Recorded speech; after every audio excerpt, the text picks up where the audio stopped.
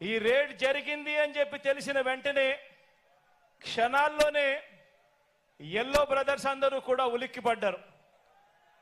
వారి బ్రదర్ దొరికిపోయాడని తెలిసిన వెంటనే దొరికితే తమ బ్రదర్ కాదని, దొరికాడు కనుక వారు మన బ్రదర్స్ అని మన మీద నెట్టేయటానికి కూడా క్షణాల్లోనే కూడా వీళ్ళంతా కూడా రెడీ అయిపోయారు.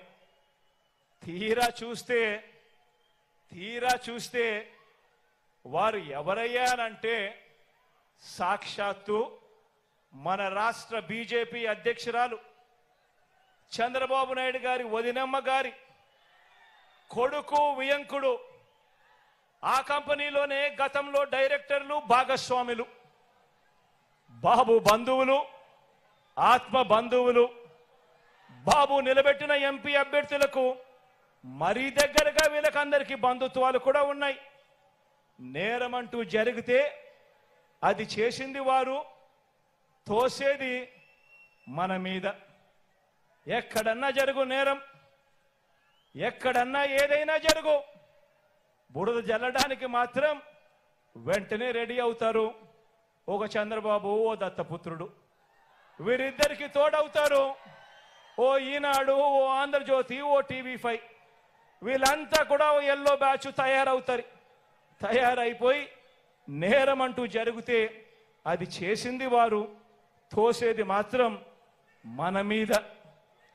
ఇదే చంద్రబాబు ఆయన మనుషులు గత 45 సంవత్సరాలుగా ఈ గడ్డ మీద నడుపుతున్న క్షుద్ర రాజకీయాలు కూడా ఈ 45 సంవత్సరాలుగా చూస్తానే ఉన్నాం. దొరకని వారంతా టీడీపీ వాళ్ళు, దొరికితే మాత్రం వాళ్ళు వెంటనే వైఎస్ఆర్సీపీ వాళ్ళు అవుతారు. బతికి ఉంటే వివేకానంద రెడ్డి గారు శత్రువు, ఆయన్ను వీరే చంపేసిన తర్వాత మాత్రం చేసేది శవ రాజకీయాలు, కుట్రలు. బతికున్న ఎన్టీఆర్ను వీరే చంపేస్తారు వెన్నుపోటు పొడిచి, చనిపోయాక వీళ్ళే ఎన్టీఆర్ శవాన్ని లాక్కుని విగ్రహాలు ఊరూరా పెట్టి దండలు వేసి దండం పెడుతున్నారు. ఒక్కసారి గమనించండి వీరికున్న వాల్యూ సిస్టమ్స్ అనేటివి ఎంత దయనీయంగా ఉన్నాయి అని, వీరికున్న నైతిక విలువలు ఎంత దయనీయంగా ఉన్నాయి అని ఒక్కసారి ఆలోచన చేయమని అడుగుతా ఉన్నా. నిజంగా ఇలాంటి వారిని చూసినప్పుడు, ఇలాంటి రాజకీయాలు చూసినప్పుడు చీ అనిపించడం లేదా అని చెప్పి నేను అడుగుతా ఉన్నా. ఎన్నెన్నో సందర్భాల్లో నాకు అనిపిస్తుంది.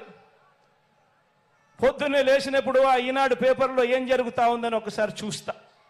ఎందుకంటే మనల్ని తిట్టే వాళ్ళను కూడా మనం వినాలి, చూడాలి. కాబట్టి చూసిన తర్వాత ఛీ ఇదొక పేపరా అని చెప్పి రోజు పక్కన పడేయాల్సిన పరిస్థితి లేకపోతా ఉంది. ఛీ అనిపించడం లేదా ఈ రాజకీయాలను చూస్తే అని చెప్పి ఆ ఈనాడుని అంటా ఉన్నాను, ఆ ఆంధ్రజ్యోతిని అంటా ఉన్నాను, ఆ టీవీ5 అంటా ఉన్నాను, ఆ చంద్రబాబు నాయుడుని అంటా ఉన్నాను, ఆ దత్తపుత్రుడిని అంటా ఉన్నాను.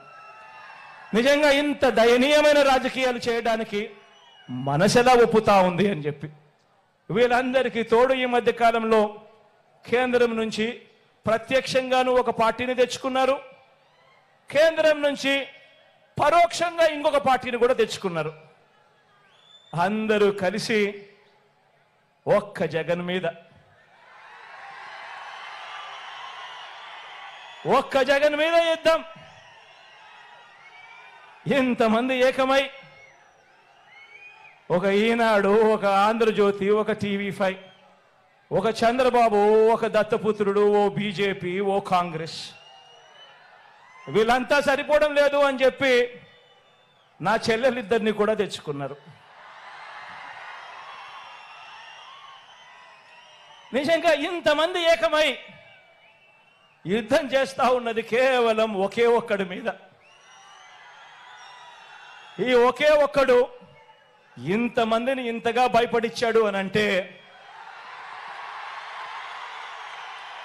ఈ ఒకే ఒక్కడి మీద ఒంటరిగా వచ్చే ధైర్యం ఎవ్వరికి కూడా లేదు అని అంటే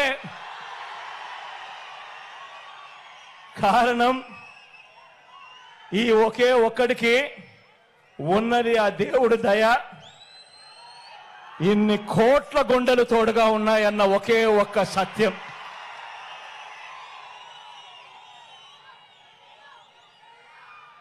ఈ 75 ఏళ్ల బాబునే చూడండి. తన మేనిఫెస్టోలో ఇచ్చిన వాగ్దానాలు, బాబుకు అధికారం దక్కిన వెంటనే మేనిఫెస్టో అన్నది ఎక్కడ ఉంటుంది అంటే వెతుక్కోవాలి. ఎన్నికలప్పుడు మాత్రమే మేనిఫెస్టోని చూపిస్తారు. మేనిఫెస్టోను టీవీలలో అడ్వర్టైజ్మెంట్ ఇప్పిస్తారు, పేపర్లలో అడ్వర్టైజ్మెంట్ ఇస్తారు, ఇంటింటికి పాంఫ్లెట్లు కొట్టి కూడా పంపిస్తారు. ఎన్నికలు అయిపోయినాక మేనిఫెస్టో ఎక్కడుంది చంద్రబాబు నాయుడు గారిది అని చెప్పి వెతుక్కుంటే కూడా ఎక్కడా కూడా కనిపించదు. వెబ్సైట్లలో కూడా లేకుండా మాయం చేస్తారు. పొరపాటున ఆ మేనిఫెస్టో ప్రజలకు మళ్ళీ గుర్తుకొస్తే చంద్రబాబు నాయుడు గారిని కొడతారేమో అని చెప్పి భయం. నిజంగా ఇదొక రొటీన్ వంచన. మళ్ళీ ఎన్నికలు వచ్చేసరికి మరో కొత్త మేనిఫెస్టోను మళ్ళీ తీసుకొస్తారు, మళ్ళీ కొత్త వాగ్దానాలు, మళ్ళీ ఇవే చెప్పుకుంటూ పోతారు. గత ఎన్నికల్లో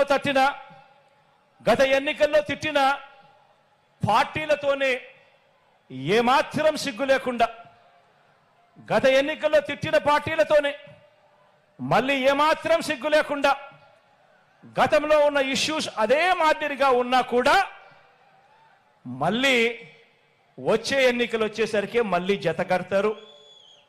ఢిల్లీ దాకా వెళ్ళి కూడా కాళ్ళు పట్టుకుంటారు. ఇవి వీరి రాజకీయ విలువలు. ఆలోచన చేయమని అడుగుతా ఉన్నా. విశ్వసనీయత లేని, విలువలు లేని వీరు చేసే రాజకీయాలు నిజంగా ఎవరికి